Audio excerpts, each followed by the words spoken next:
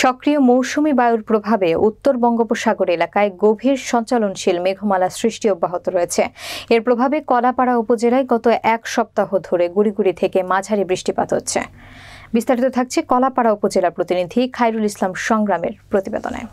রবিবার সকাল ৯টা থেকে সোমবার সকাল ৯টা পর্যন্ত জেলার কলাপাড়া উপজেলায় ১২০ মিলিমিটার বৃষ্টিপাত রেকর্ড করেছে আবহাওয়া অফিস। এতে চরম ভোগান্তি নেমে এসেছে, দুর্ভোগে পড়েছে শ্রমজীবীরা। খালবিল ও পুকুর তলিয়ে একাকার হয়ে গেছে।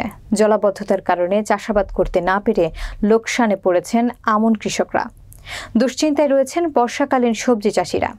এদিকে কুয়াকাটা সংলগ্ন বঙ্গোপসাগর উত্তাল হয়ে উঠেছে। উপকূলীয় এলাকা দিয়ে ঝোড়ো হাওয়া বয়ে যাওয়ায় শঙ্কায় পায়রা সহ সব সমুদ্র বন্দরকে ৩ নম্বর স্থানীয় সতর্ক সংকেত দেখিয়ে যেতে বলা হয়েছে।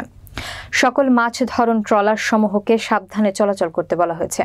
মহিপুর মৎস্য আড়ত মালিক সমবায় সমিতির সভাপতি দিদার উদ্দিন আহমেদ মাসুম বলেন, আমাদের বেশিরভাগ মাছ ধরা ট্রলার মহিপুর শিববাড়িয়া নদীতে নিরাপদে আশ্রয় নিয়েছে। কিছু ট্রলার সাগরে আছে, তাও এসে পড়বে।